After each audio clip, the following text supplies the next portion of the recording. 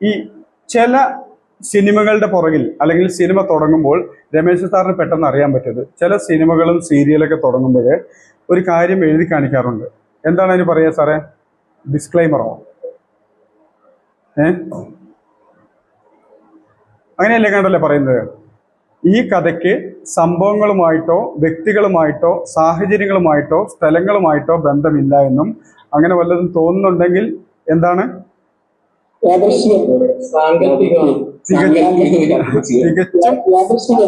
തികച്ചും യാദൃശ്ചികമാണ്. അപ്പോൾ ഈ ഒരു സെഷൻ സാങ്കല്പികം ആണെന്ന് സങ്കല്പിച്ചുകൊണ്ട് യാദൃശ്ചികമായി കണക്കാക്കുക.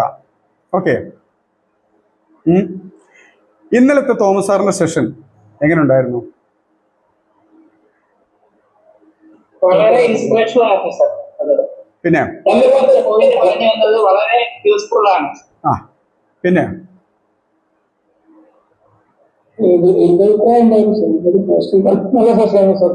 എന്തോ അതുപോലെ വേറെ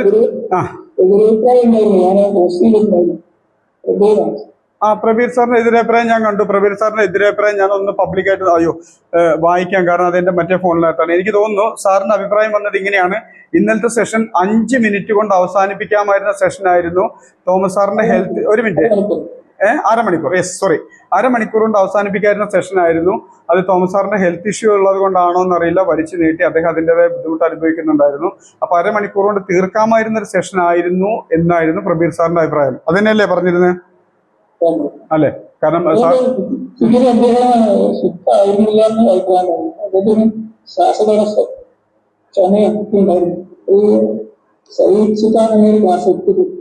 എന്തോ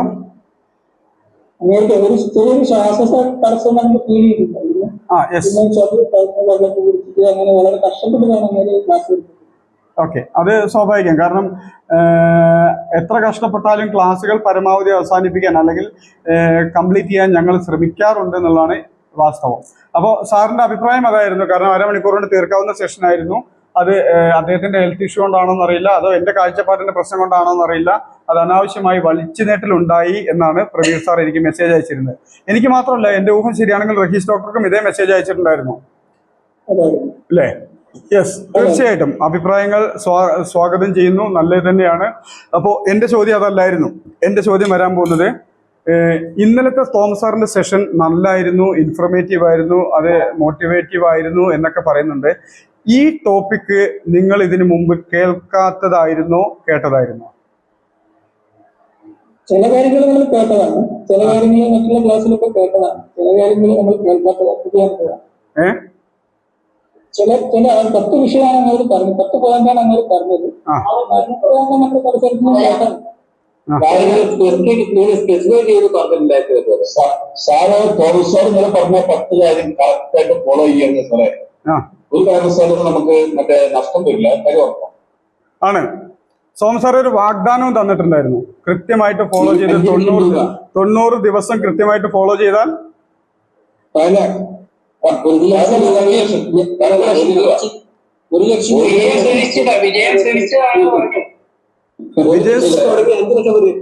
വിജയം സുനിശ്ചിതമൊന്നുമല്ല. 1 ലക്ഷം രൂപയും ഒരു ദിവസം അതാണ് അദ്ദേഹത്തിന് ഓഫർ ഉണ്ടായിരുന്നു അല്ലേ?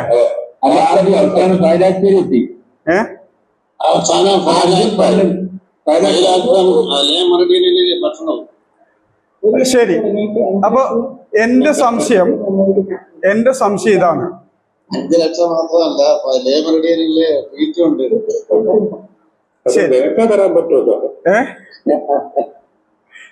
ശരി, ഇനി എന്റെ സംശയം ഞാൻ ഒന്ന് അങ്ങോട്ട് ചോദിക്കാണ്. തീർച്ചയായിട്ടും. അപ്പൊ എന്റെ സംശയം ഞാൻ അങ്ങോട്ട് ചോദിക്കുകയാണെന്ന്. തോമസ് സാർ എത്ര ദിവസം പറഞ്ഞെന്നറിയോ? 90 ദിവസം.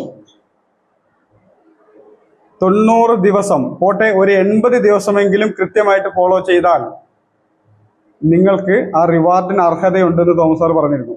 ഞാൻ ആ വീഡിയോ ഞാൻ ഇന്ന് പകലിരുന്ന് കണ്ടതിന് ശേഷമാണ് ഞാനിപ്പോ ഈ സെഷനും കൂടെ പ്ലാൻ ചെയ്തിരിക്കുന്നത്. അല്ലേ? 80 ദിവസമെങ്കിലും ഫോളോ ചെയ്താൽ നിങ്ങൾക്കത് നൽകാം എന്ന് പറഞ്ഞിട്ടുണ്ടായിരുന്നു. അങ്ങനെയല്ല സാർ, ഇല്ലേ? പരാജയപ്പെട്ട അതെ ഞാൻ പറഞ്ഞത്, ഏത് 80 ദിവസമെങ്കിലും ഫോളോ ചെയ്തിട്ട് നിങ്ങൾക്ക് പ്രോഫിറ്റ് നേടാനും നിലനിർത്താനും പറ്റിയില്ലെങ്കിൽ എന്നാണ് പറഞ്ഞത്, അല്ലേ? അതെ അതെ അതെ അതെ. ഇനി യെസ്, ഇനി 90 ദിവസം നിങ്ങൾ എന്റെ സജഷൻ നിങ്ങൾ അനുസരിച്ചിട്ട് നിങ്ങൾക്ക് നഷ്ടമാണ്. ഞാൻ അനുസരിച്ചിട്ട് ഒരു പാർട്ടിയും വരാണ്. എന്റെ ചോദ്യം ഫോളോ ചെയ്യണം, എന്തിനായിട്ട് ഫോളോ ചെയ്യണം. എന്റെ ചോദ്യം സിമ്പിളാണ്. പറയുന്ന കാര്യങ്ങൾ ആ ട്രെൻഡിൽ സ്വീകരിച്ച് നിങ്ങളുടെ ജീവിതത്തിൽ അല്ലെങ്കിൽ നിങ്ങളുടെ മാർക്കറ്റിംഗ് അനുകരിച്ചാൽ നഷ്ടം നമുക്ക് സാറിന്റെ സിസ്റ്റം അതേപോലെ ഫോളോ ചെയ്യണമെന്നും കൂടി പറഞ്ഞു. അതൊക്കെ സമ്മതിച്ചു. ഞാൻ ഒന്ന് ചോദിച്ചോട്ടെ, അങ്ങനെയാണെങ്കിൽ ഈ 1 ലക്ഷം രൂപ കിട്ടാൻ ആർക്കൊക്കെ യോഗ്യതയുണ്ട്? അറിയില്ല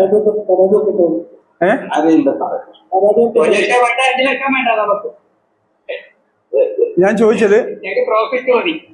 അതൊക്കെ അവിടെ നിൽക്കട്ടെ. ആ 1 ലക്ഷം രൂപ കിട്ടാൻ ആർക്കൊക്കെ യോഗ്യതയുണ്ട്? ആർക്കും യോഗ്യതയില്ല. പഠിച്ചിരിക്കുന്നത് ഞങ്ങള് ആർക്കും യോഗ്യമില്ല. അതുപോലെ അനുകരിച്ചിട്ട് നമുക്ക് പരാജയം വന്നാൽ മാത്രമേ ഉള്ളൂ. അങ്ങനെ ഒരു ഓഫറാണ് നമ്മൾ. സാർ അത് പല പ്രാവശ്യം റിപ്പീറ്റ് ചെയ്ത് പറഞ്ഞു കഴിഞ്ഞതാണ് ഇപ്പൊ ഇവിടെ തന്നെ. ഞാൻ ചോദിച്ചത്, ഇനി നിങ്ങൾ ശ്രദ്ധിച്ച് കേൾക്കുക. നമ്മുടെ സിലബസിന്റെ ഭാഗമായിട്ടുള്ള ടോപ്പിക്ക് നിങ്ങൾ എല്ലാ വീഡിയോസും കണ്ടു കാണും. ആപ്പ്, നമ്മുടെ ട്യൂട്ടോറിയൽ ആപ്പിനകത്ത് നമ്മുടെ ഡീറ്റെയിൽ ആയിട്ടുള്ള ക്ലാസ്സുകളെല്ലാം കൊടുത്തിട്ടുണ്ട്. തോമസ് സാറ് 10 കാര്യം പറഞ്ഞതിൽ ഈവനിങ് ക്ലാസ്സിന്റെ ഭാഗമായിട്ടില്ലാത്ത 2 കാര്യങ്ങളെ തോമസ് സാറ് എക്സ്ട്രാ പറഞ്ഞിട്ടുള്ളൂ. എന്തൊക്കെയാണത്? ആരുടെയെങ്കിലും ഓർമ്മയിലുണ്ടോ? നമ്മൾ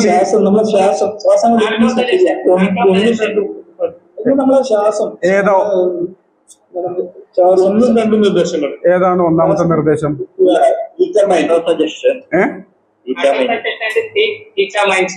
ഹെട്രോ സജഷൻസും തീറ്റ മൈൻഡ് കൺട്രോളും മാത്രമേ നമ്മുടെ ഈവനിങ് ക്ലാസ്സിന്റെ ഭാഗമായിട്ട് പറയാത്തതുള്ളൂ, ആണോ?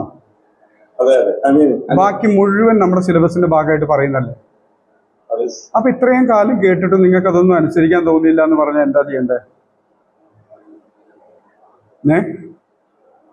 ഇത്രയും കാലം അത് എന്തോ അതെന്താ പറ്റാത്ത?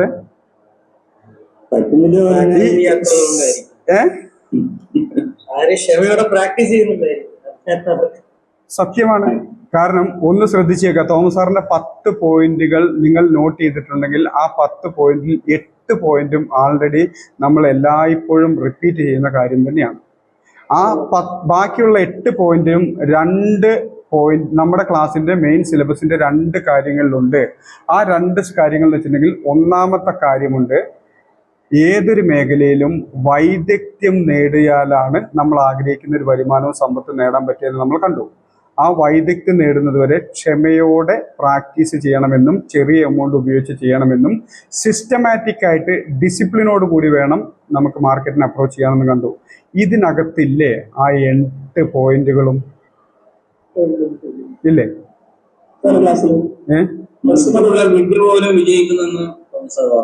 ഏതാ? അതാണ് വിജയിക്കാൻ സാധിക്കും. പണം ഉണ്ടാക്കണമെങ്കിൽ സ്കിൽ വളരെ ആവശ്യമാണ്. അതായത് ഇന്ന് മാത്രമല്ല സാർ, എന്റെ ഒരു അഭിപ്രായത്തിൽ നമ്മുടെ പഴയ അറിവുകളും സാർ ആദ്യം ഞാൻ ക്ലാസ് നേരിട്ടുള്ള ക്ലാസ് ആദ്യം ഞാൻ കണ്ടപ്പോൾ സാർ പറഞ്ഞ കാര്യമാണ്, നമ്മളിത് പഠിക്കുമ്പോഴത്തേക്കും നമ്മുടെ പൂർവ്വ അറിവുകളും ഇതെല്ലാം മറന്ന് നമ്മുടെ അഹങ്കാരവും ഇതെല്ലാം മാറ്റി വെച്ച് ഒരു ശിഷ്യനെ പോലെ നിന്ന് പഠിക്കേണ്ട ആ ഒരു മനസ്സ് ആദ്യം അതാണ് വേണം.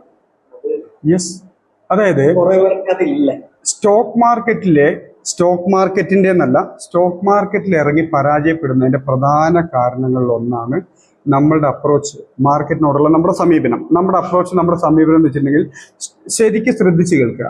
ഇത് നമ്മൾ എന്നും നമ്മുടെ ക്ലാസ് ആരംഭിക്കുന്ന കാലം മുതൽ പറയുന്നതാണ്. സ്റ്റോക്ക് മാർക്കറ്റിനെ ഒരു കരിയറാക്കി അല്ലെങ്കിൽ ഒരു പ്രൊഫഷനാക്കി ഒരു ബിസിനസ് ആക്കി കണ്ടു കഴിഞ്ഞാൽ തീരാവുന്ന പ്രശ്നമേ ഉള്ളൂ. ഇവിടെ ശ്രദ്ധിച്ച് കേൾക്കണം. ഒരു കരിയറായി സ്റ്റോക്ക് മാർക്കറ്റിനെ കണക്കാക്കണം, അതല്ലെങ്കിൽ ഒരു പ്രൊഫഷനായിട്ട് സ്റ്റോക്ക് മാർക്കറ്റിനെ കണക്കാക്കണം, അതല്ലെങ്കിൽ ഒരു ബിസിനസ്സായിട്ട് സ്റ്റോക്ക് മാർക്കറ്റിനെ കണക്കാക്കണം. ഈ മൂന്നിൽ ഏതെങ്കിലും ഒരു രീതിയിൽ സ്റ്റോക്ക് മാർക്കറ്റിനെ നിങ്ങൾ സമീപിച്ചാൽ തീരാവുന്ന പ്രശ്നമേ ഉള്ളൂ ഇന്ന് എല്ലാവർക്കും. കഴിഞ്ഞ ദിവസങ്ങളിൽ എനിക്ക് 2 മെസ്സേജും കോളുകളും വന്നതിൻ്റെ ബാക്കി പത്രമാണ് ഇന്നലത്തെ സെഷനും ഇപ്പം സംസാരിക്കാൻ പോകുന്ന സെഷനും. കഴിഞ്ഞ ദിവസങ്ങളിൽ 2 കോളുകളും മെസ്സേജുകളും 2 പേരുടെ കോളുകളും മെസ്സേജുകളും മാത്രമാണ്. അതിൻ്റെ ഫലം മാത്രമാണ് ഇന്നത്തെ ഈ ഒരു സെഷനും അതുപോലെ തന്നെ ഇന്നലത്തെ തോമസ് സാറിൻ്റെ സെഷനും വന്നത്. അതായത് പിന്മാറാൻ എളുപ്പമാണ്, ഒരു ബുദ്ധിമുട്ടുമില്ല. ആണോ? എവിടുന്ന് വേണേലും പിന്മാറാൻ എളുപ്പമാണ്, ഒരു ബുദ്ധിമുട്ടുമില്ല. പക്ഷേ പിന്മാറാതിരിക്കാനും സക്സസ് ആകുന്നതുവരെ പിടിച്ചു നിൽക്കാനും വേണ്ടി നമ്മുടെ ക്ലാസ്സിൻ്റെ ആദ്യ ഭാഗത്ത് പറയുന്ന സാധനം സ്റ്റോക്ക് മാർക്കറ്റിൽ നമ്മുടെ ഗോൾഡൻ റൂൾസുകൾ എന്ന് പറഞ്ഞിട്ട് നമുക്ക് വരുന്ന കുറച്ച് ഭാഗങ്ങളുണ്ട്. ആ ഭാഗം, അതായത് മാർക്കറ്റിനെ അപ്രോച്ച് ചെയ്യേണ്ട രീതി, അതിൽ ആദ്യം തന്നെ പറയുന്നുണ്ട്, ലോകത്തിൽ ഏതൊരു മേഖലയിലും സക്സസ് ആവണമെങ്കിൽ എൻ്റെ ഇഷ്ടമോ എൻ്റെ കാഴ്ചപ്പാടോ എൻ്റെ മൈൻഡ് സെറ്റോ എൻ്റെ ശരികളോ അല്ല എന്നെ സക്സസ് ആക്കുന്നത്. ഡിസിപ്ലിനോട് കൂടിയുള്ള സിസ്റ്റമാറ്റിക് ആയിട്ടുള്ള അപ്രോച്ചാണ് എന്നെ സക്സസ് ആക്കുന്നതെന്ന് കണ്ടു. ഈ സിസ്റ്റം എന്നുള്ള വാക്കിൻ്റെയും ഡിസിപ്ലിൻ എന്ന വാക്കിൻ്റെയും പവർ നിങ്ങൾക്കറിയാമോ? എന്താണ് സിസ്റ്റം എന്ന വാക്കിൻ്റെ പവർ, ഡിസിപ്ലിൻ എന്ന വാക്കിൻ്റെ പവർ കേട്ടിട്ടുണ്ടോ? അതുപോലെ തന്നെ മൂന്നാമതൊന്നുണ്ട് ആറ്റിറ്റ്യൂഡ്, നമ്മളുടെ സമീപനം, ആറ്റിറ്റ്യൂഡ്. ഈ 3 വാക്കിൻ്റെ അർത്ഥവും അല്ലെങ്കിൽ അതിൻ്റെ പവർ നിങ്ങൾ എന്തെങ്കിലും തിരിച്ചറിഞ്ഞിട്ടുണ്ടോ? നമ്മുടെ ക്ലാസ്സിൽ ഇതുവരെ ഞാൻ പുറത്ത് പറഞ്ഞിട്ടില്ലാത്ത ഒരു കാര്യമാണത്. System, discipline, attitude. ഈ 3 വാക്കിൻ്റെ അർത്ഥം എവിടെയെങ്കിലും കേട്ടിട്ടുണ്ടോ? അർത്ഥമല്ല, അതിൻ്റെ പവർ നിങ്ങൾക്ക് മനസ്സിലായിട്ടുണ്ടോ എവിടെയെങ്കിലും? അതായത് നമുക്കറിയാം, ഈ വാക്കുകളെല്ലാം നിങ്ങളുടെ കയ്യിൽ ബുക്കും പേപ്പറും പേനയുണ്ടെങ്കിൽ ഈ 3 വാക്കുകളും ഈ പേപ്പറിലൊന്ന് എഴുതുക. അതായത് ഇടവിട്ട്, അതായത് ആദ്യം ആറ്റിറ്റ്യൂഡ് എന്നുള്ള വാക്ക് ആദ്യം എഴുതുക, രണ്ടാമത് ഡിസിപ്ലിൻ എന്നുള്ള വാക്ക് എഴുതുക, മൂന്നാമത് സിസ്റ്റം എന്നുള്ള വാക്ക് എഴുതുക. ഈ 3 വാക്കും ഒന്നിന് താഴെ ഒന്നായിട്ട് നിങ്ങളുടെ ഏതെങ്കിലും ബുക്കിലോ പേപ്പറിലോ ഒന്ന് എഴുതി നോക്കുക. എഴുതി നോക്കിയിട്ട് നമുക്കറിയാം, ഇംഗ്ലീഷ് ആൽഫബറ്റ്സ് നിങ്ങൾ മറ്റൊരു സൈഡിൽ എഴുതുക. എന്നിട്ട് A മുതൽ Z വരെ നിങ്ങൾ മറ്റൊരു സൈഡിൽ എഴുതുക. എന്നിട്ട് A എന്നുള്ള വാക്കിന് 1 എന്നുള്ള വാല്യൂ മാർക്ക് നിശ്ചയിക്കുക. B എന്നുള്ള അക്ഷരത്തിന് 2 എന്നുള്ള വാല്യൂ അല്ലെങ്കിൽ മാർക്ക് നിശ്ചയിക്കുക.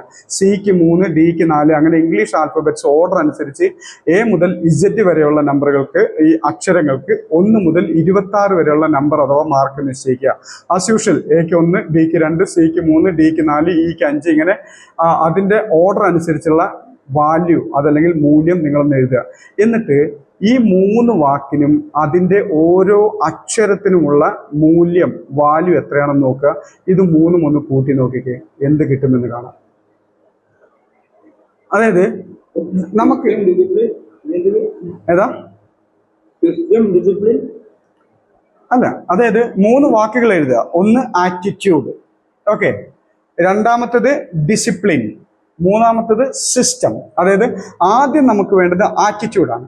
ഏതൊരു മേഖലയിൽ സക്സസ് ആകാൻ എന്താണോ നമുക്ക് ആദ്യം വേണ്ടത്? ആറ്റിറ്റ്യൂഡ്, നമ്മുടെ മനോഭാവമാണ് ആദ്യം നമുക്ക് ക്രിയേറ്റ് ചെയ്തെടുക്കേണ്ടത് അല്ലെങ്കിൽ ശരിയാക്കിയെടുക്കേണ്ടത്. രണ്ടാമത്തത് ഡിസിപ്ലിൻ ആണ് വേണ്ടത്. നമ്മൾ അനുസരണയോടുകൂടി, നമ്മൾ അച്ചടക്കത്തോടു കൂടി മുന്നോട്ട് പോകുന്ന ഡിസിപ്ലിൻ ആണ് വേണ്ടത്. മൂന്നാമത്തത് സിസ്റ്റം, ഒരു സിസ്റ്റം ക്രിയേറ്റ് ചെയ്യണം. ആ സിസ്റ്റം കൃത്യമായിട്ട് ഫോളോ ചെയ്യണം. ലോകത്തിൽ ഏതൊരു മേഖലയിലും സക്സസ് ആവാൻ വേണ്ട ബേസിക് ക്വാളിറ്റികൾ ഇതാണ്: ആറ്റിറ്റ്യൂഡ്, ഡിസിപ്ലിൻ, സിസ്റ്റം. ആണോ? നിങ്ങളുടെ കൺമുമ്പിലുള്ള എന്ത് പ്രൊഫഷനോ എന്ത് ജോലിയോ എന്ത് ബിസിനസ്സോ എടുത്തോ, ഇത് 3മല്ലേ ഒരാളെ സക്സസ് ആക്കുന്ന ഘടകങ്ങൾ? ഇത് 3ഉം ഉണ്ടെങ്കിൽ പണം ഉൾപ്പെടെ മറ്റെന്ത് റിസോഴ്സസും നിങ്ങൾ അന്വേഷിച്ച് വരും. 3ഉം ഉണ്ടെങ്കിൽ ആറ്റിറ്റ്യൂഡ്, ഡിസിപ്ലിൻ, സിസ്റ്റം. എന്തോ yes, systematic work is the secret of success എന്ന് പറയുന്നത്. അപ്പോൾ ഈ 3 കാര്യങ്ങളും എഴുതുക. എന്നിട്ട് നിങ്ങൾ ആറ്റിറ്റ്യൂഡ് എന്നുള്ള വാക്കിന്റെ സ്പെല്ലിങ്ങുകൾ എടുത്തെഴുതുക. എന്നിട്ട് ഓരോ അക്ഷരത്തിനും നമ്മൾ നോട്ട് ചെയ്തിരിക്കുന്ന അല്ലെങ്കിൽ ഇംഗ്ലീഷ് ആൽഫബറ്റ്സിന്റെ ഓർഡർ അനുസരിച്ചുള്ള മൂല്യം അഥവാ നമ്പർ അതല്ലെങ്കിൽ വാല്യൂ എഴുതുക. ഇപ്പോൾ A, ആറ്റിറ്റ്യൂഡിന്റെ ആദ്യത്തെ അക്ഷരം A, നമ്പർ 1, T എത്രയാണോ വരുന്നത് അത് എഴുതുക. ഇങ്ങനെ ആറ്റിറ്റ്യൂഡിന് ഓരോ അക്ഷരത്തിനും അതിന്റെ മൂല്യം എഴുതി കൂട്ടി നോക്കുമ്പോൾ അത് ടോട്ടൽ ചെയ്യുമ്പോൾ എത്ര കിട്ടുന്നു എന്ന് നോക്കിയേ. അതൊന്ന് ഒരു 5 മിനിറ്റ് 10 മിനിറ്റ് പോയാലും വേണ്ടില്ല, നമുക്ക് ഈ 3 വാക്കുകളും എഴുതുക. ഒരു ഹോംവർക്ക് ആയിട്ട് കൊടുത്തോളൂ സാർ. എന്തോ ഒരു ഹോംവർക്ക് ആയിട്ട് കൊടുത്തോളൂ സാർ.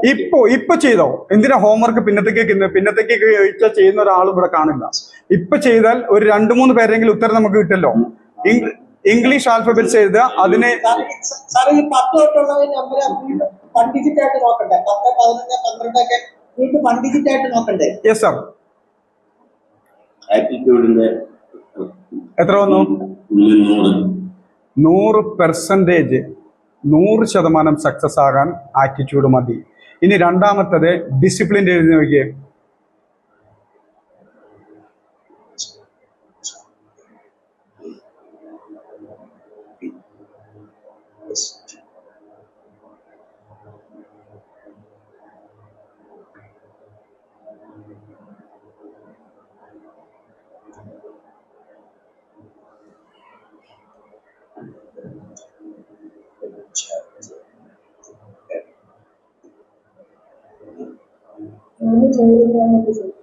അതും 100%. ഇനി സിസ്റ്റത്തിന്റെ എഴുതി നോക്കിയേ.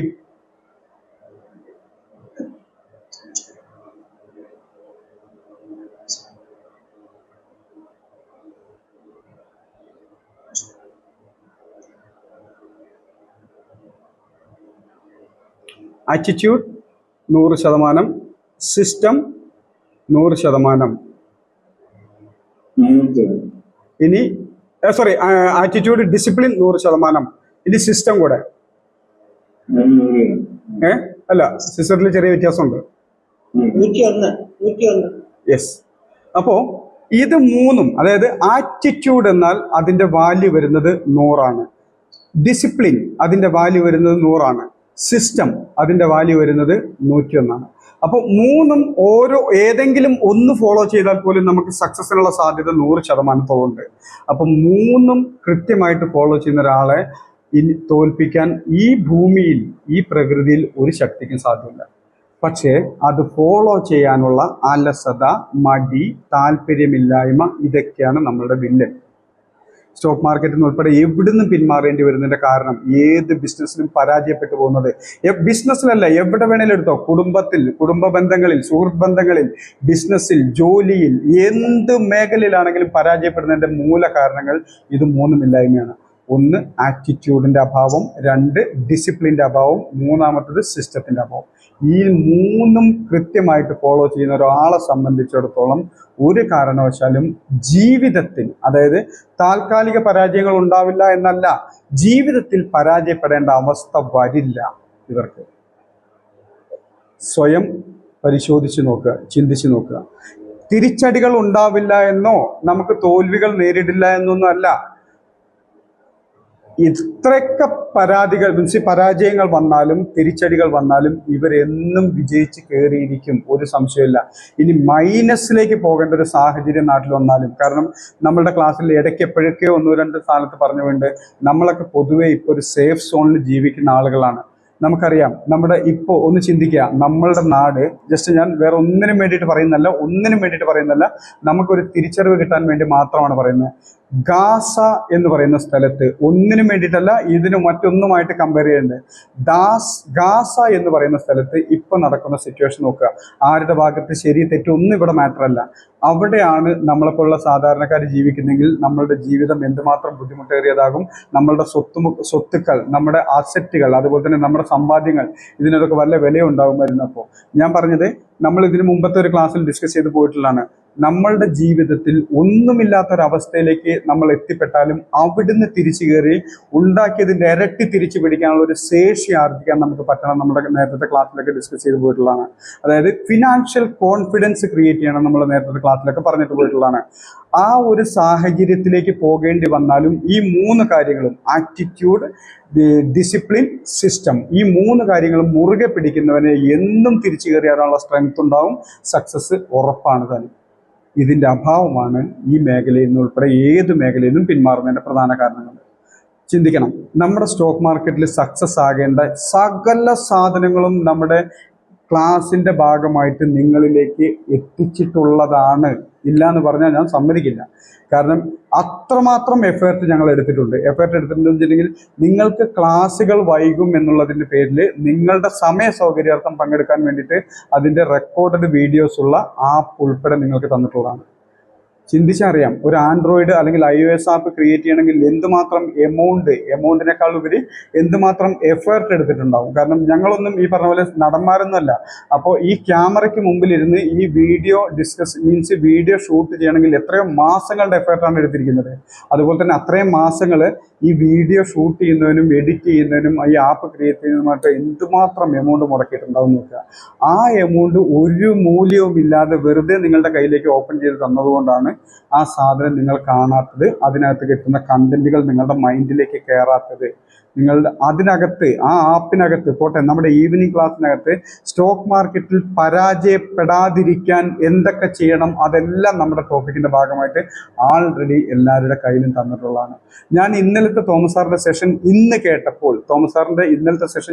കേട്ടപ്പോൾ എനിക്ക് ശരിക്കും സങ്കടമാണ് തോന്നിയത്. കാരണം ഇത്രയൊക്കെ പറയേണ്ട ഒരു ആവശ്യമില്ലായിരുന്നു നമ്മുടെ സെഷനിൽ. കാരണം ആൾറെഡി ഇത് മുഴുവൻ ഈവൻ നമ്മുടെ വിഷ്വലൈസിങ്ങും അതുപോലെ തന്നെ തീറ്റ മൈൻഡ് കൺട്രോളും ഉൾപ്പെടെ നമ്മുടെ ആപ്പിനകത്ത് ഉള്ളതാണ്. ഇതൊന്നും പുതിയ കാര്യങ്ങളല്ല തോമസ് സാർ നിങ്ങളെ പഠിപ്പിച്ചത്. ആൾറെഡി എത്രയോ പ്രാവശ്യം നിങ്ങളിലേക്ക് എത്തിയ കാര്യങ്ങൾ തന്നെയാണ് റിപ്പീറ്റ് ചെയ്തിരിക്കുന്നത്. സ്റ്റോക്ക് മാർക്കറ്റിലേക്ക് കഴിഞ്ഞ ദിവസങ്ങളിൽ ഞാൻ നേരത്തെ പറഞ്ഞു, കഴിഞ്ഞ 2 ദിവസമായിട്ട് 2 കോളുകളും അവരുടെ തന്നെ മെസ്സേജുകളുമാണ് ഞാൻ ഇപ്പോൾ ഇവിടെ വന്ന് ഈ ഒരു കാര്യം പറയാനായിട്ടുള്ള പ്രധാന കാരണങ്ങളിലൊന്ന്.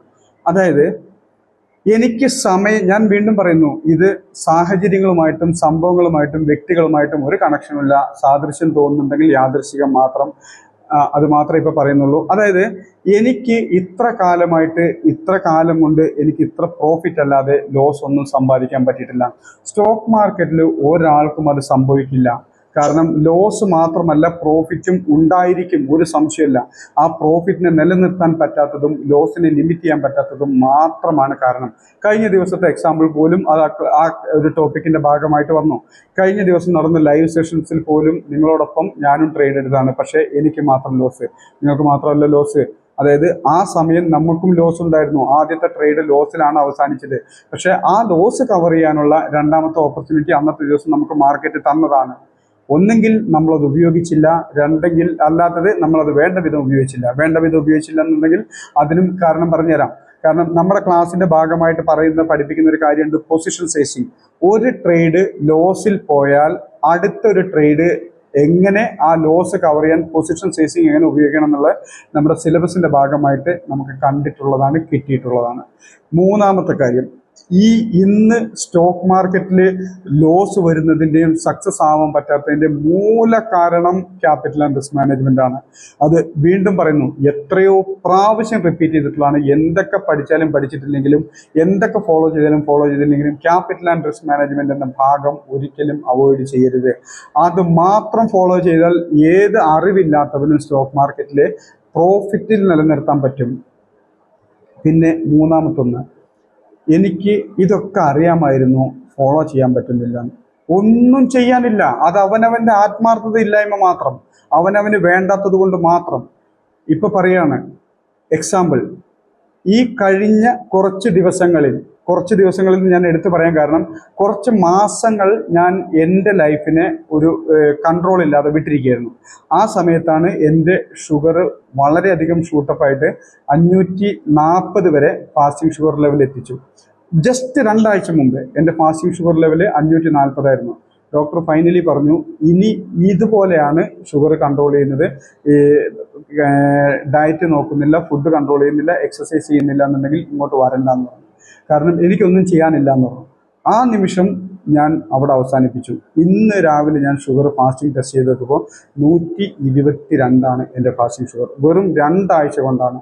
ഫാസ്റ്റിംഗ് ഷുഗർ മാത്രമല്ല ഞാൻ ടെസ്റ്റ് ചെയ്തത്, ഫാസ്റ്റിംഗ് ഷുഗറിന് ശേഷം ഫുഡ് കഴിച്ച് ബ്രേക്ക്ഫാസ്റ്റ് കഴിച്ച് 2 മണിക്കൂറിന് ശേഷം വീണ്ടും ചെക്ക് ചെയ്ത് നോക്കി, 160 ആയിരുന്നു PPBS എടുത്തപ്പോൾ. അത് കഴിഞ്ഞ് ലഞ്ച് കഴിഞ്ഞിട്ട് വീണ്ടും 2 മണിക്കൂറിനുള്ളിൽ അടുത്ത ടെസ്റ്റ് ചെയ്യാൻ പറഞ്ഞു ഡോക്ടർ. അവിടെ നോക്കിയപ്പോൾ 140. അതായത് വെറും 2 ആഴ്ച കൊണ്ട് 540 എന്നുള്ള ഷുഗർ ലെവലിൽ നിന്നും ഒരൊറ്റ ആത്മാർത്ഥമായിട്ടുള്ള ഒരു പരിശ്രമത്തിലൂടെ വെറും 2 ആഴ്ച കൊണ്ട് നോർമൽ ഒരു വ്യക്തിയുടെ ഷുഗർ ലെവലിലേക്ക് എത്തിക്കാൻ എനിക്ക് കഴിഞ്ഞു. എന്തുകൊണ്ട്? ഇതിനു മുമ്പ് മാസങ്ങളോളം എൻ്റെ മുമ്പിൽ ഇതേ പ്രശ്നം ഉണ്ടായിരുന്നു. ഞാൻ എന്തുകൊണ്ടത് കൺട്രോൾ ചെയ്യാൻ ശ്രമിച്ചില്ല? എനിക്ക് ആവശ്യമില്ലാത്തത് കൊണ്ടാണ്. ഇത് തന്നെയാണ് സ്റ്റോക്ക് മാർക്കറ്റിൽ എനിക്ക് സമയമില്ല എന്നും എനിക്കത് അറിയാം, പക്ഷേ ഇതെനിക്ക് ഫോളോ ചെയ്യാൻ പറ്റുന്നില്ല എന്ന് പറയുന്നതിൻ്റെ ഒക്കെ പിന്നിൽ അത് ആവശ്യമില്ലാത്തത് കൊണ്ട് തന്നെയാണ്. ആവശ്യമുള്ളൊരു സാധനമാണെങ്കിൽ നമ്മളത് ചെയ്തിരിക്കും എന്നുള്ള കാര്യത്തിൽ ഒരു സംശയം വേണ്ട. കാരണം വെച്ചിട്ടുണ്ടെങ്കിൽ നമ്മുടെ ലൈഫിൽ അങ്ങനെയാണ്. നിങ്ങൾക്ക് ശ്വാസം മുട്ടുന്ന ഇറിറ്റേഷനുള്ള ഒരു സിറ്റുവേഷനിൽ നിങ്ങൾ വന്നുപെട്ടാൽ, അതായത് ശ്വാസോച്ഛ്വാസം ചെയ്യാൻ ഓക്സിജന്റെ അളവ് കുറഞ്ഞിട്ടുള്ള ഒരു സിറ്റുവേഷനിൽ നിങ്ങൾ ചെന്നുപെട്ടാൽ, ആൾക്കൂട്ടം കൊണ്ട് നിങ്ങൾക്ക് അവിടെ നിൽക്കാൻ പറ്റുന്നില്ല, നിങ്ങൾക്ക് ഇറിറ്റേഷൻ കാരണം നിങ്ങൾക്ക് നിൽക്കാൻ പറ്റാത്തൊരു സിറ്റുവേഷനിൽ വന്നിട്ടുണ്ടെങ്കിൽ എന്ത് വില കൊടുത്തും എന്ത് നഷ്ടപ്പെടുത്തിയിട്ടും നിങ്ങൾ ആ സിറ്റുവേഷനിൽ നിന്ന് പുറത്ത് കടന്നിരിക്കും, ഒരു സംശയമില്ല. എന്നാൽ അത്ര ബുദ്ധിമുട്ടില്ല, അത്ര ഇറിറ്റേഷൻ ഇല്ലാത്തൊരു സിറ്റുവേഷൻ ആണെങ്കിൽ നിങ്ങൾ ആ സിറ്റുവേഷനിൽ എങ്ങനെയെങ്കിലും പിടിച്ചു നിൽക്കാൻ നോക്കും. ആവശ്യമില്ലാത്തതിൻ്റെ പേരിലാണ് സക്സസ് ആവാൻ കഴിയാത്തത്, വേറെ ഒന്നുമില്ലാത്തതിൻ്റെ പേരില്ല. മനസ്സില്ലാത്തത് കൊണ്ടോ എനിക്കത് കഴിവില്ലാത്തത് കൊണ്ടല്ല. ഈ മനസ്സും കഴിവൊക്കെ നമ്മൾ ആർജിച്ചെടുത്താണ്. വെറുതെ എവിടുന്നും പൊട്ടിമുളച്ച് വന്നതല്ല നമ്മുടെ ലൈഫിലേക്ക്. എൻ്റെ കഴിവ്, എൻ്റെ അറിവ്, എൻ്റെ കാഴ്ചപ്പാട്, എൻ്റെ എക്സ്പീരിയൻസ് ഇത് എവിടുന്നും പൊട്ടിമുളച്ച് വന്നതല്ല. ഞാൻ ഇത്ര കാലമായിട്ട് ആർജിച്ചെടുത്ത കാര്യങ്ങളാണ് എൻ്റെ കഴിവും, എൻ്റെ അറിവും, എൻ്റെ എക്സ്പീരിയൻസും, എൻ്റെ മൈൻഡ് സെറ്റും, എൻ്റെ കാഴ്ചപ്പാടും. ഇത് മാറ്റാൻ ഞാൻ അല്ലാതെ മറ്റാര് വിചാരിച്ചാലും നടക്കില്ല. ഇത് മാറ്റണമെങ്കിൽ ഞാൻ മാത്രം വിചാരിച്ചാലേ പറ്റൂ. അപ്പോൾ വേണമെങ്കിൽ നമുക്കറിയാം, നിങ്ങളുടെ ലൈഫിൽ തന്നെ നോക്കുക, നിങ്ങൾക്ക് അത്യാവശ്യമുള്ള അല്ലെങ്കിൽ നിങ്ങൾക്കത് കൂടിയേ തീരുന്നുള്ളൊരു സിറ്റുവേഷൻ വന്നു കഴിഞ്ഞിട്ടുണ്ടെങ്കിൽ അതിനെ നിങ്ങൾ ഈസി ആയിട്ട് ഓവർകം ചെയ്തിരിക്കും, ഒരു സംശയമില്ല. അവിടെ ഒന്നും ഒരു എക്സ്ക്യൂസും നിങ്ങളുടെ മുമ്പിൽ ഉണ്ടാവില്ല. അത് തന്നെയാണ് ഏതൊരു മേഖലയിൽ. ഏത് മേഖലയിലാണ് പരാജയപ്പെടാത്തതുള്ളത്?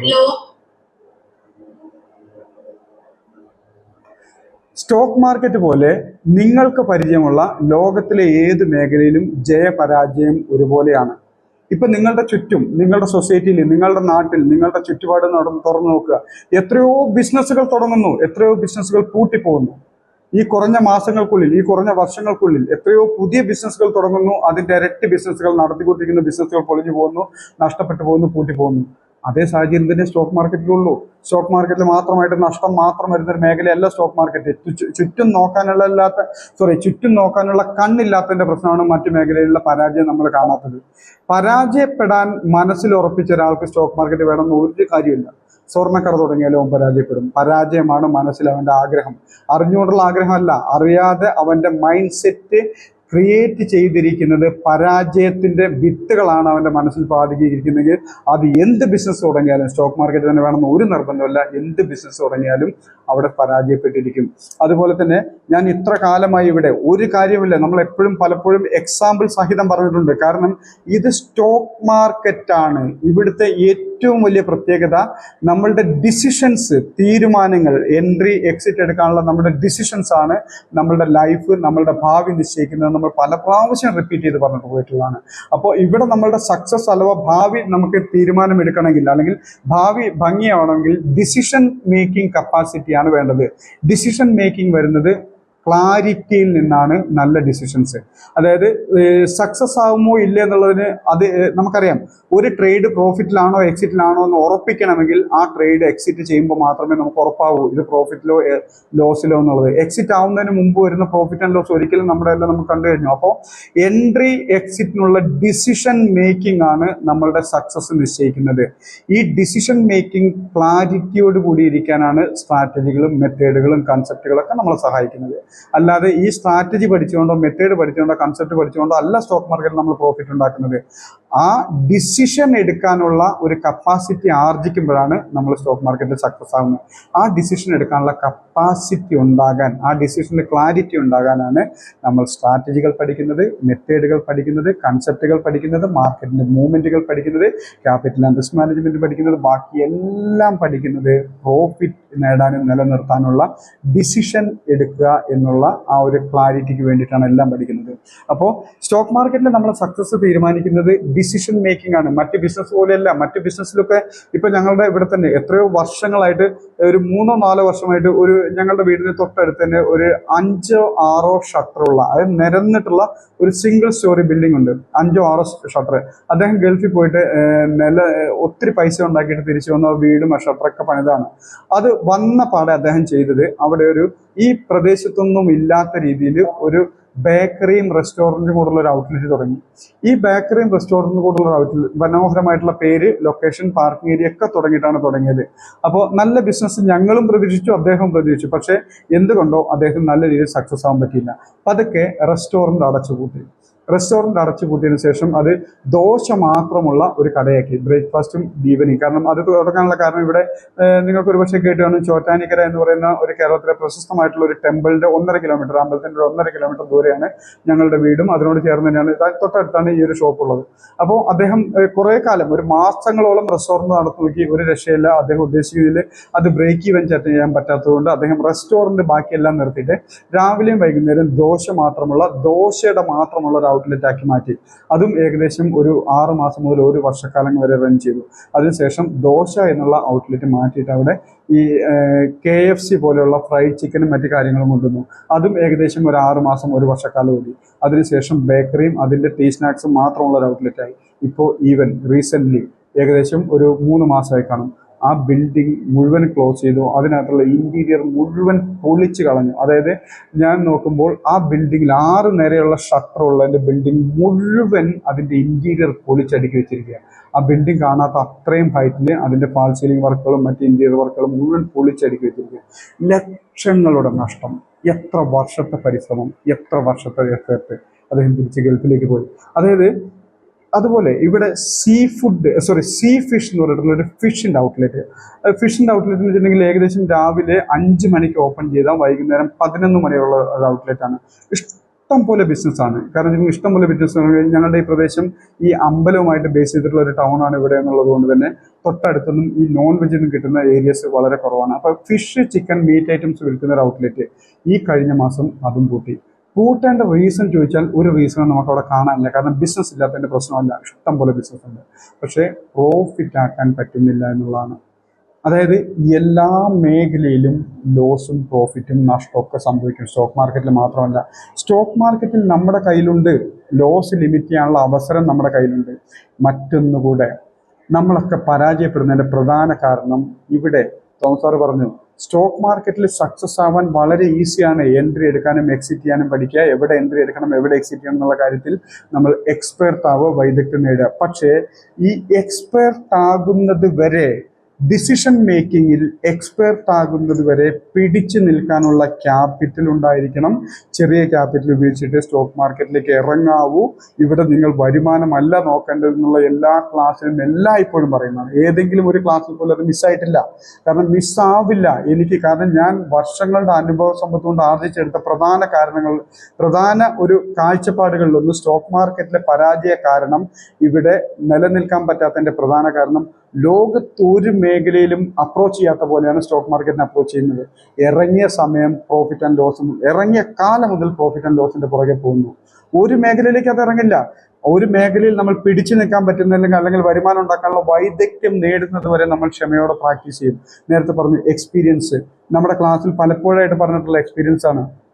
30 വർഷം KSRTC അല്ലെങ്കിൽ ഏതെങ്കിലും ഒരു വണ്ടി ഓടിച്ച എക്സ്പീരിയൻസ് പോരാ ഫോർമുല 1-ലോ എമർജൻസി ആംബുലൻസ് സർവീസ് ഓടിക്കണമെങ്കിൽ. എനിക്ക് 10 വർഷത്തെ 20 വർഷത്തെ 30 വർഷത്തെ ഞാൻ എൻ്റെ വണ്ടി അല്ലെങ്കിൽ മറ്റൊരു ട്രാൻസ്പോർട്ട് വെഹിക്കിൾ ഓടിച്ചിട്ടുണ്ടെന്നുണ്ടെങ്കിൽ ആ പരിചയമോ ആ മൈൻഡ് സെറ്റോ മതിയാവില്ല ഒരു ആംബുലൻസ് ഓടിക്കണമെങ്കിൽ. ആ പരിചയമോ ആ മൈൻഡ് സെറ്റോ ആ കാഴ്ചപ്പാടോ മതിയാകില്ല ഒരു ഫോർമുല 1 ചാമ്പ്യൻ ആണെങ്കിൽ, അല്ലെങ്കിൽ ആ ഒരു ടൈപ്പ് വണ്ടി ഓടിക്കണമെങ്കിൽ. എല്ലാം ഡ്രൈവിംഗ് ആണ്. ഇതുപോലെ തന്നെ എന്താ വ്യത്യാസമുള്ളത്? ഇവിടെ വ്യത്യാസം സ്കിൽ, വൈദഗ്ധ്യത്തിൽ വ്യത്യാസമുണ്ട്.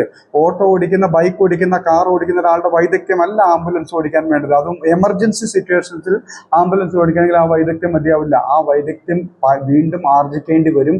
എത്ര വർഷത്തെ എക്സ്പീരിയൻസ് ഉള്ള ഡ്രൈവർ ആണെങ്കിലും ആ കാഴ്ചപ്പാടോ ആ വൈദഗ്ധ്യം മതിയാവില്ല ഒരു ഫോർമുല 1 അല്ലെങ്കിൽ റേസിംഗ് കാർ ഓടിക്കാനായിട്ട്. ഈ തിരിച്ചറിവെങ്കിലും നമുക്ക് വേണ്ടേ വരുമാനം ഉണ്ടാക്കാനായിട്ട്? സ്റ്റോക്ക് മാർക്കറ്റിൽ നിന്ന് ദിവസം 1000-ഓ 2000-ഓ 5000-ഓ അല്ലെങ്കിൽ ഒരു മാസം ഒരു 10%, 5% നേടാനായിട്ട് ഞാൻ എന്ത് പരിശ്രമിച്ചു, എന്ത് ചെയ്തു എന്നുള്ള ചോദ്യം സ്വയം ചോദിക്കുക.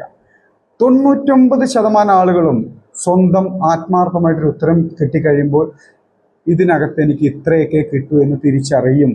അതായത് സ്റ്റോക്ക് മാർക്കറ്റിൽ പ്രോഫിറ്റ് നേടാനും നിലനിർത്താനും ഇന്നതൊക്കെ ചെയ്യണമെന്ന് നമ്മുടെ ക്ലാസ്സിൽ വ്യക്തമായിട്ട് പഠിക്കുന്നുണ്ട്. ഇന്നത് ചെയ്യരുത് എന്നും വ്യക്തമായിട്ട് പഠിക്കുന്നുണ്ട്. അപ്പോൾ അത് ഞാൻ കൃത്യമായിട്ട് ആറ്റിറ്റ്യൂഡ്, ഡിസിപ്ലിൻ, സിസ്റ്റം, ഇത് മൂന്നും പാലിച്ചിട്ടുണ്ടെങ്കിൽ ഈ കാര്യം കൃത്യമായിട്ട് ഫോളോ ചെയ്യാൻ നമുക്ക് പറ്റും. അത് ഞാൻ ചെയ്തോ?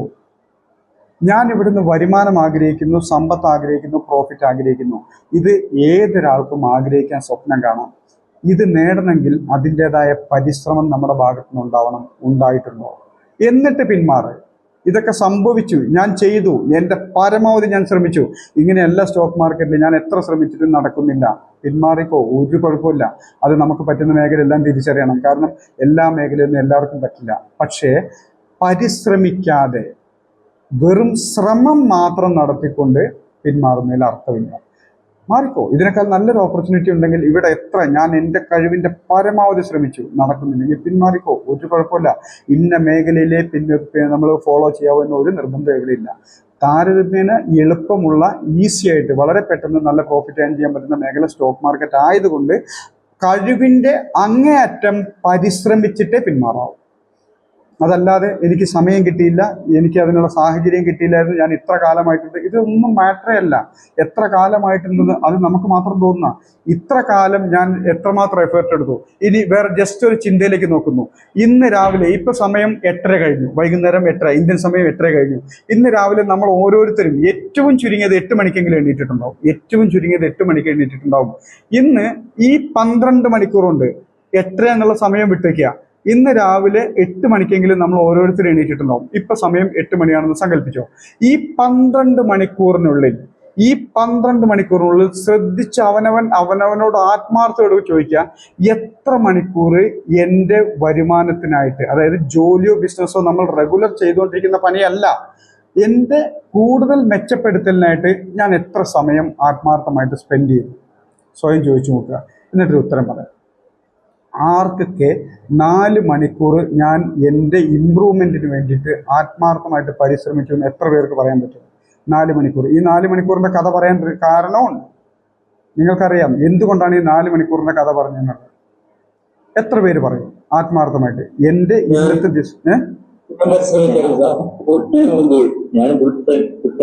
ഫുൾ ടൈം അല്ല, ആത്മാർത്ഥമായിട്ട് ഒരു 1.5 മണിക്കൂർ ആത്മാർത്ഥമായിട്ട് ഞാൻ പഠിക്കാൻ വേണ്ടി, സെൽഫ് ഇംപ്രൂവ്മെന്റിന് വേണ്ടി. അത് യാഥാർത്ഥ്യവും. കാരണം വെച്ചിട്ടുണ്ടെങ്കിൽ ഞാൻ നേരത്തെ പറഞ്ഞത് മാർക്കറ്റിന്റെ മുമ്പിലിരിക്കുന്ന സമയമോ ട്രേഡ് എടുക്കുന്ന സമയമോ അതൊന്നുമല്ല ഞാൻ പറഞ്ഞത്. ഇപ്പോഴുള്ള അവസ്ഥയേക്കാൾ മെച്ചപ്പെട്ട റിസൾട്ടിനായിട്ട് ഇംപ്രൂവ്മെന്റിന് വേണ്ടിയിട്ട് ഞാൻ ഇന്ന് എത്ര സമയം എഫേർട്ട് എടുത്തു അല്ലെങ്കിൽ പരിശ്രമിച്ചു അല്ലേ? അതെ. നമ്മുടെ ക്ലാസ്സിൽ തന്നെ പഠിച്ചിട്ടുണ്ടോ? ആഴ്ചയിൽ 5 ദിവസമെങ്കിലും ശരാശരി ഒരു ദിവസം 4 മണിക്കൂർ. ഈ 4 മണിക്കൂർ എന്തുകൊണ്ട് ഡിവൈഡ് ചെയ്യണമെന്ന് നമ്മൾ കാൽക്കുലേറ്റ് ചെയ്തിട്ടുണ്ട്. എങ്ങനെ ഡിവൈഡ് ചെയ്യണമെന്ന് കാൽക്കുലേറ്റ് ചെയ്ത്, ഒരു ദിവസം 24 മണിക്കൂറുണ്ട്. 8 മണിക്കൂർ നിങ്ങൾ ഉറങ്ങാൻ വേണ്ടി ചെലവഴിച്ചോ, 8 മണിക്കൂർ നിങ്ങൾ പണിയെടുക്കാൻ വേണ്ടി, നിങ്ങളുടെ എന്തെങ്കിലും ജോലിയോ ബിസിനസ്സോ ചെയ്യാൻ വേണ്ടി ചെലവഴിച്ചോ, കുഴപ്പമില്ല. ബാക്കിയുള്ള 8 മണിക്കൂറിൽ 4 മണിക്കൂർ നിങ്ങളുടെ കുളി, ഭക്ഷണം കഴിക്കലും മറ്റു കാര്യങ്ങൾക്കായിട്ട് ചെലവഴിച്ചോ, കുഴപ്പമില്ല. ബാക്കിയുള്ള 4 മണിക്കൂർ ഇമ്പ്രൂവ്മെന്റിന് വേണ്ടി ചെലവഴിക്കാത്തവൻ എങ്ങനെ ഇമ്പ്രൂവ്മെന്റ് പ്രതീക്ഷിക്കാം?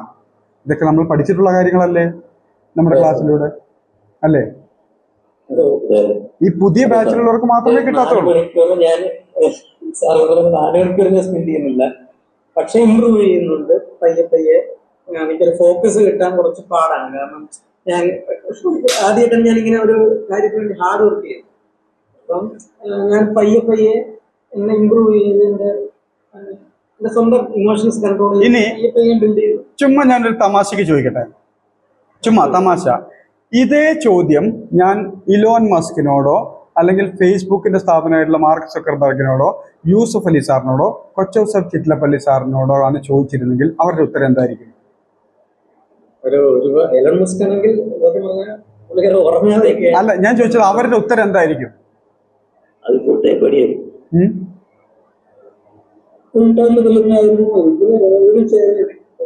4 മണിക്കൂർ ആയിരിക്കുമോ അവർ ഇമ്പ്രൂവ്മെന്റിന് വേണ്ടി പരിശ്രമിക്കുന്നത്?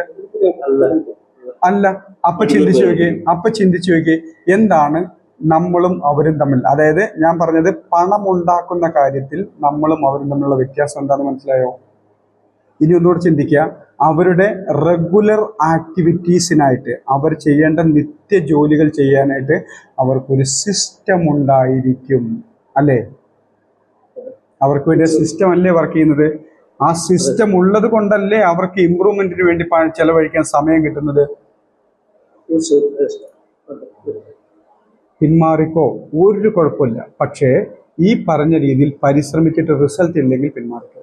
അതായത് ഞാൻ ഇപ്പം പറഞ്ഞ എല്ലാ കാര്യങ്ങളും ശ്രദ്ധിച്ചു നോക്കുക. അതായത് ഒരൊറ്റ കാര്യം ഒഴികെ, അതായത് ആറ്റിറ്റ്യൂഡ് എന്ന വാക്കിൻ്റെ പവറും സിസ്റ്റം എന്ന വാക്കിൻ്റെ പവറും അതുപോലെ തന്നെ ഡിസിപ്ലിൻ എന്ന വാക്കിൻ്റെ പവർ, അതിന് എന്തുമാത്രം നമ്മുടെ ലൈഫിൽ സ്വാധീനം ചെലുത്താൻ പറ്റുന്നുള്ളതിൻ്റെ പവർ നിങ്ങൾ ആ ന്യൂമറോളജിക്കൽ എന്നല്ല, അതിൻ്റെ ഇംഗ്ലീഷ് ആൽഫബറ്റ്സിൻ്റെ മൂല്യം കണക്ക് കൂട്ടി നോക്കുമ്പോൾ അതിൻ്റെ പവർ മാത്രമാണ് നമ്മൾ ആദ്യമായിട്ട് ഡിസ്കസ് ചെയ്യുന്നത്.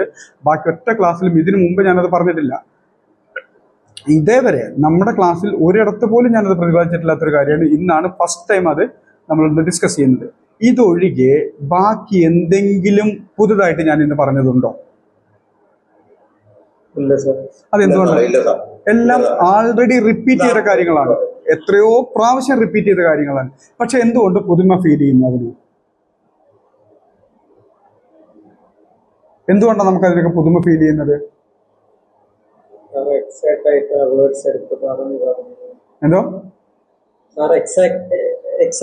ആ വേർഡ്സ് എടുത്ത് പറഞ്ഞുകൊണ്ടായിരിക്കും സാർ ഇത് ക്ലാസ് അല്ല ഞാൻ എന്തോ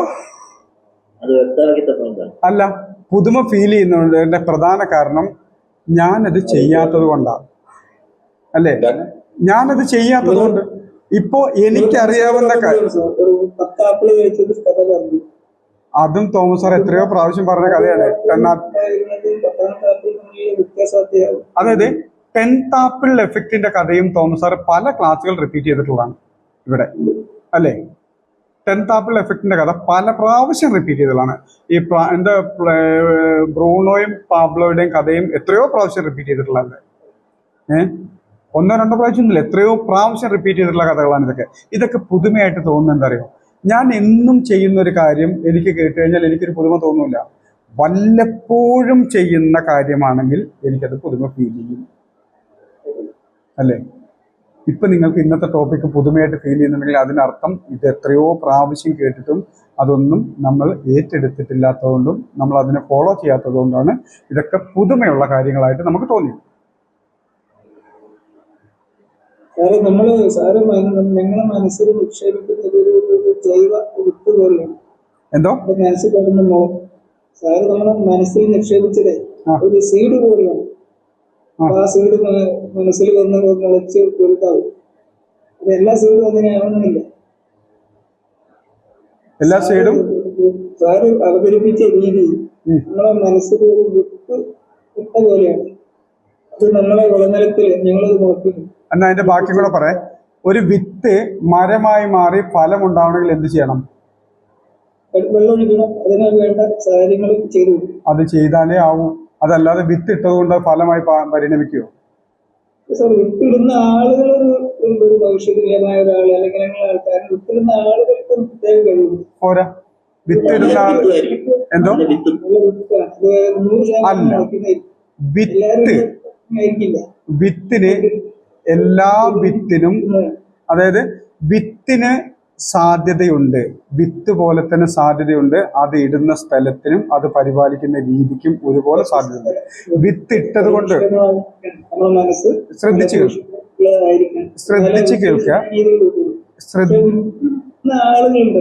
സാറേ, പ്രവീർ സാറേ ഒന്ന് ശ്രദ്ധിച്ചു കേൾക്ക്. വിത്ത് ഒരു സെക്കൻഡ്, ഞാനൊന്ന് മ്യൂട്ടാൾ കൊടുക്കുകയാണ്. ഒരു സെക്കൻഡ് കൂടെ നിങ്ങൾ ശ്രദ്ധിക്കുക. വിത്തിട്ടാൽ മാത്രമല്ല വിളവുണ്ടാവുക. നമ്മുടെ ലോകത്തിൽ ഏറ്റവും കൂടുതലുള്ളത് മീൻസ് നമ്മുടെ നാട്ടിൽ കേരളത്തിൽ ഏറ്റവും കൂടുതലുള്ളത് വനപ്രദേശമാണ്.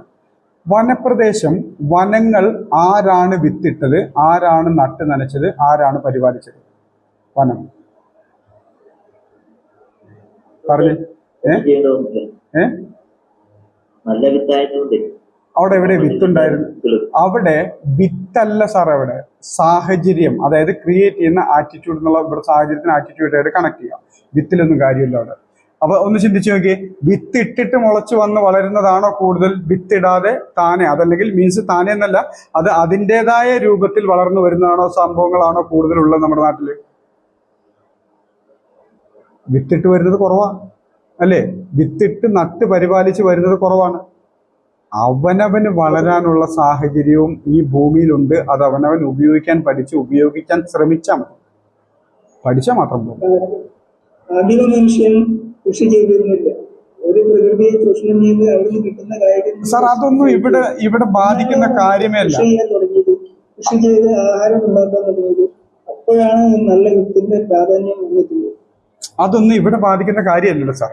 അത് നമ്മളുടെ ആ അറിവ് കൊണ്ട് മനസ്സിലായി. പക്ഷെ ആ അറിവ് കൊണ്ട് നമുക്ക് ഇവിടെ എന്താ ഗുണമുള്ളത്? ഒന്നുമില്ല. ഇപ്പൊ നമ്മൾ ആധുനിക കാലത്താണ് ജീവിക്കുന്നത്. നമ്മൾ കൃഷി ചെയ്യുന്ന മനുഷ്യരാണ് ഇവിടെ ഉള്ളത്. ശരി, കൃഷി ചെയ്യാൻ നമ്മുടെ മനസ്സിൽ കൃഷി ചെയ്യാൻ നല്ല വിത്ത് നിക്ഷേപിക്കണം. ഗുരുസ്ഥാനിയായ ആള് നല്ല വിത്ത് നിക്ഷേപിച്ചാൽ അതിന്റെ ഗുണമുള്ളത്. ലോകത്തിലുള്ള എല്ലാ സ്ഥാപനവും അങ്ങനെയാണ്. ഋഷിതുല്യന്മാരായ ആളുകൾ സ്ഥാപിച്ചാൽ അതിന് നാശം ഉണ്ടാവില്ല. ശരി. അപ്പോ നമ്മുടെ കാര്യത്തിലേക്ക് വരാം. നേരത്തെ പറഞ്ഞ പോലെ തന്നെ സക്സസ് ആകാൻ ഞാനിനി ഏകദേശം ഒന്ന് കൺക്ലൂഡ് ചെയ്യാണ്. കാരണം സമയം ഒത്തിരി വൈകി. ചുമ്മാ ഒരു ആവശ്യമില്ലാത്തെന്ന് പറയുന്നില്ല, അനവസരത്തിലുള്ളൊരു ഡിസ്കഷൻ ആയിപ്പോയി. പക്ഷേ ഇത് ആവശ്യമുള്ളത് കൊണ്ട് മാത്രമാണ് ഇപ്പോൾ ഇത് വന്നത്. അതായത് സ്റ്റോക്ക് മാർക്കറ്റിൽ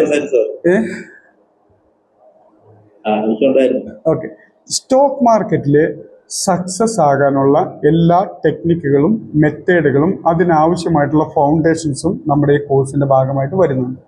അത് നേരത്തെ പങ്കെടുത്ത ക്ലാസ്സിൽ സിലബസ് 1 മുതൽ അവസാനം വരെ വന്നവർക്കൊക്കെ അത് കൃത്യമായിട്ട് കിട്ടിയിട്ടുണ്ട്. ഒന്ന്. രണ്ടാമത്തത്, സ്റ്റോക്ക് മാർക്കറ്റിൽ സക്സസ് ആവണമെങ്കിൽ എങ്ങനെ മാർക്കറ്റിനെ അപ്രോച്ച് ചെയ്യണം, എങ്ങനെയായിരിക്കണം നമ്മുടെ മൈൻഡ് സെറ്റ് ക്രിയേറ്റ് ചെയ്യേണ്ടത്, മാർക്കറ്റിൽ എങ്ങനെയൊക്കെ ചെയ്യണം, ഏതൊക്കെ രീതിയിലാണ് ട്രേഡ് എടുക്കേണ്ടത് എന്നൊക്കെ നമ്മൾ ഡിസ്കസ് ചെയ്യുന്നുണ്ടാവും, നമ്മുടെ സിലബസിൻ്റെ ഭാഗമായിട്ടുണ്ടാവും. അതുപോലെ തന്നെ സക്സസ് എന്നുള്ളത്, സ്റ്റോക്ക് മാർക്കറ്റിൽ പ്രോഫിറ്റ് മേക്കിംഗ് സക്സസ് അഥവാ പണം ഉണ്ടാക്കുക എന്നുള്ളത് അത് സത്യത്തിൽ ഒരു സ്കില്ലാണ്. ഏതൊരു സ്കില്ലും ഒരു ദിവസം കൊണ്ടോ ഒരാഴ്ച കൊണ്ടോ ആർജിക്കുന്നതല്ല സ്കില്ലെന്ന് പറയുന്നത്. നിരന്തരമായിട്ടുള്ള പ്രയത്നത്തിൻ്റെ, പരിശീലനത്തിൻ്റെ, പരിശ്രമത്തിൻ്റെ ഭാഗമായിട്ടാണ് ഏതൊരു സ്കില്ലും ഡെവലപ്പ് ചെയ്യുള്ളൂ. സ്കിൽ ആർജിക്കാനും അത് ഡെവലപ്പ് ചെയ്യാനും അതിൻ്റേതായ സമയം കൊടുക്കണം. വെറും സമയം കൊടുത്താൽ പോരാ, ആ സമയം കൃത്യമായിട്ട് പരിശ്രമിക്കണം, പരിശീലിക്കണം. അതുപോലെ തന്നെ അതിന് വേണ്ട പ്രോസസ്സ് ചെയ്തിരിക്കണം. എങ്കിൽ മാത്രമേ, അതായത് ഞാനിപ്പോൾ ഇന്നൊരു വിദ്യ പഠിച്ചു, എന്തെങ്കിലും ഒരു ടെക്നിക്ക് പഠിച്ചു, എന്തെങ്കിലും ഒരു സ്ട്രാറ്റജി പഠിച്ചു, എന്തെങ്കിലും ഒരു മെത്തേഡ് പഠിച്ചു, അതൊരിക്കലും എനിക്ക് റിസൾട്ട് കൊണ്ട് തരില്ല. ആ സ്ട്രാറ്റജി, മെത്തേഡ്, കൺസെപ്റ്റ്, രീതി അത് ഞാൻ നിരന്തരം അപ്ലൈ ചെയ്ത് പരിശ്രമിച്ച് പല പരാജയങ്ങളിലൂടെ അതിൻ്റെ പരാജയ കാരണം കണ്ടെത്തി ഇനി അത് റിപ്പീറ്റ് ചെയ്യില്ല എന്ന് വീണ്ടും തീരുമാനിച്ചുറപ്പിച്ച് പല ആവർത്തി റിപ്പീറ്റ് ചെയ്ത് വരുമ്പോൾ മാത്രമാണ് അതൊരു വൈദഗ്ധ്യത്തിലേക്ക് എത്തുന്നത്. ആ പ്രോസസ്സ് ഇല്ലാതെ ഞാനത് പഠിച്ചു, എനിക്കത് മനസ്സിലായി, വ്യക്തമായി എന്നുള്ള ഒരൊറ്റ കാരണം കൊണ്ട് ഒരു കാരണവശാലും നമുക്കതിനകത്ത് വൈദഗ്ധ്യം നേടില്ല എന്ന് തിരിച്ചറിയണം. വൈദഗ്ധ്യം നേടാതെ, പ്രത്യേകിച്ച് ഇമോഷൻസ് ഏറ്റവും അധികം വർക്ക് ചെയ്യുന്ന സ്റ്റോക്ക് മാർക്കറ്റ് പോലൊരു മേഖലയിൽ നിന്ന് നമുക്ക് വരുമാനം ആഗ്രഹിക്കരുത് എന്ന് തന്നെ വരും. കാരണം വരുമാനം ലഭിക്കും, പ്രോഫിറ്റ് കിട്ടും, ലോസ് വരും, പക്ഷെ അതൊന്നും നമ്മുടെ കഴിവ് കൊണ്ട് കിട്ടുന്നതല്ല എന്ന് തിരിച്ചറിഞ്ഞ് കഴിവാർജിച്ച് കൺസിസ്റ്റന്റ് പ്രോഫിറ്റ് നേടുന്നിടത്താണ് നമുക്ക് നിലനിർത്താൻ പറ്റുക എന്നുള്ളത് തിരിച്ചറിഞ്ഞ് ആ ഒരു സ്കിൽ, വൈദഗ്ധ്യം നേടുന്നത് വരെ ക്ഷമയോടെ പിടിച്ചു നിൽക്കാനും അതിന് വേണ്ട പ്രോസസ്സ് ചെയ്യാനും, ആ കാലഘട്ടത്തിൽ ഇതൊരു വരുമാനമല്ല എനിക്ക് നേടിത്തരുന്നതെന്നും മാർക്കറ്റിൻ്റെ മൂവ്മെൻ്റ് അനുസരിച്ച് എൻ്റെ ഡിസിഷൻ ശരിയായതുകൊണ്ട് എനിക്കത് പ്രോഫിറ്റായി മാറിയെന്നും എൻ്റെ ഡിസിഷൻ റോങ് ആയി മാറിയപ്പോൾ അത് ലോസ് ആയി മാറിയെന്നും തിരിച്ചറിഞ്ഞ് ഡിസിഷൻസിൽ എടുക്കുന്നതിൽ വൈദഗ്ധ്യം നേടുന്ന ലെവൽ വരെ പിടിച്ചു നിൽക്കാനും ക്ഷമയോടെ പ്രാക്ടീസ് ചെയ്യാനും തീരുമാനിച്ചാൽ വളരെ ചുരുങ്ങിയ സമയം മതി. എക്സാമ്പിൾ നമ്മുടെ ക്ലാസ്സിൽ പലപ്പോഴും റിപ്പീറ്റ് ചെയ്ത് പറഞ്ഞിട്ടുള്ളതാണ്.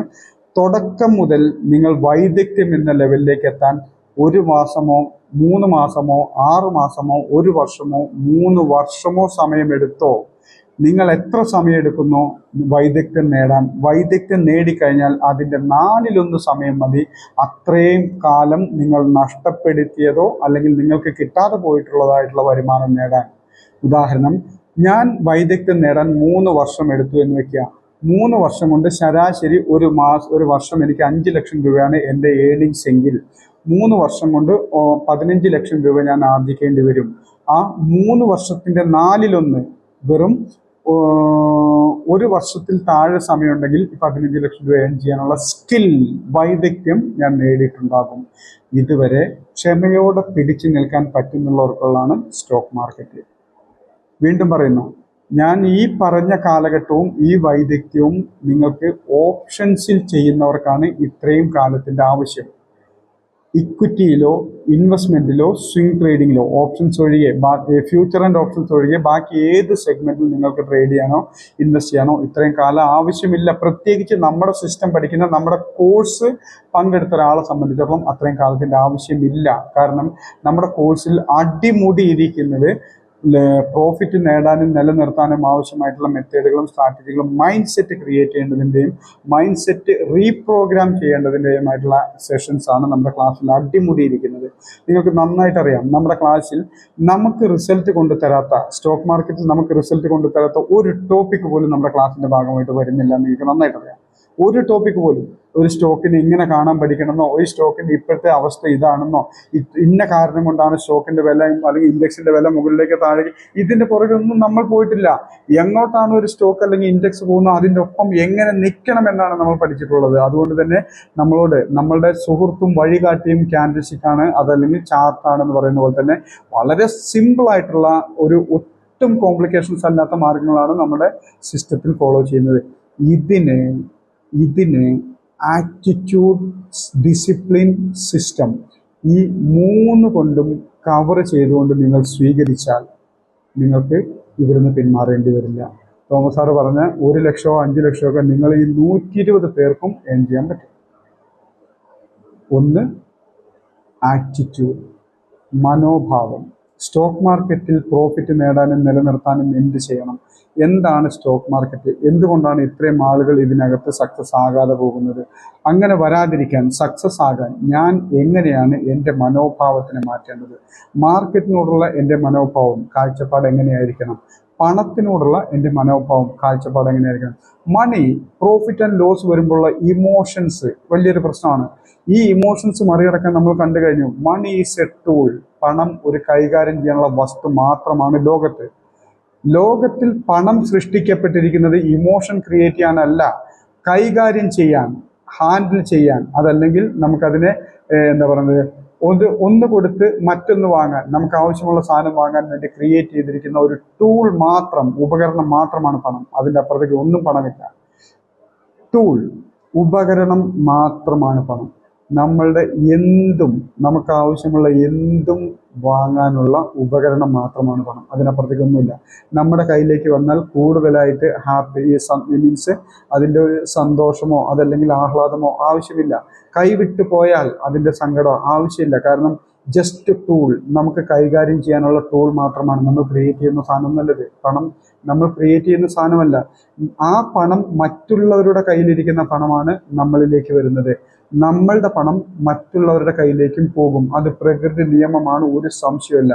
അത് സ്റ്റോക്ക് മാർക്കറ്റിലല്ല, ലോകത്തിൽ അങ്ങനെയാണ്. കാരണം പണം സൃഷ്ടിക്കുന്നത് റിസർവ് ബാങ്ക് ഓഫ് ഇന്ത്യ എന്ന് പറയുന്ന സ്ഥാപനം, ഇന്ത്യയിലെ ആ ഒരു സ്ഥാപനം മാത്രമാണ്. അപ്പോൾ ആ പണത്തിനാണ് മൂല്യമുള്ളത്. ആ പണം നമുക്ക് സൃഷ്ടിക്കാൻ പറ്റില്ല. ആ സൃഷ്ടിച്ച് മറ്റാരുടെ കൈവശമുള്ള പണം നമ്മളിലേക്ക് എത്തിക്കാം. നമ്മളുടെ കൈവശമുള്ള പണം മറ്റുള്ളവർക്ക് കൈമാറ്റം ചെയ്യാം. ഇങ്ങനെ വാങ്ങാനും വിൽക്കാനും കൈമാറ്റം ചെയ്യപ്പെടാനുള്ള ടൂൾ മാത്രമാണ് പണം. അതിനപ്പുറത്തേക്ക് നമ്മളുടെ മാത്രം ഇമോഷനാണ് പണം.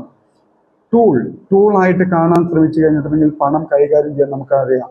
അതായത് ശ്രദ്ധിച്ച് കേൾക്കാം, സൂക്ഷിച്ച് കൈകാര്യം ചെയ്താൽ നല്ല റിസൾട്ട് വരുന്ന ഒരു ഉപകരണമായിട്ട് പണത്തിനെ പഠിച്ചു നോക്കുക, മീൻസ് കണ്ടു നോക്കുക. സൂക്ഷിച്ച് കൈകാര്യം ചെയ്താൽ, ശ്രദ്ധയോടെ, അവിടെ ശ്രദ്ധിക്കുക, ശ്രദ്ധയോടെ കൈകാര്യം ചെയ്താൽ വലിയ നേട്ടങ്ങൾ ഉണ്ടാക്കാൻ പറ്റുന്ന, നമ്മളുടെ ആഗ്രഹങ്ങളും സ്വപ്നങ്ങളൊക്കെ നേടാൻ പറ്റുന്ന ഒരു ടൂൾ, ഉപകരണം മാത്രമാണ് പണം. അതിനപ്പുറത്തേക്ക് ഒരു ഇമോഷനും അതിനകത്ത് വരേണ്ട ആവശ്യകതയില്ല. കാരണം എന്താ ഉള്ളത് ആവശ്യകത?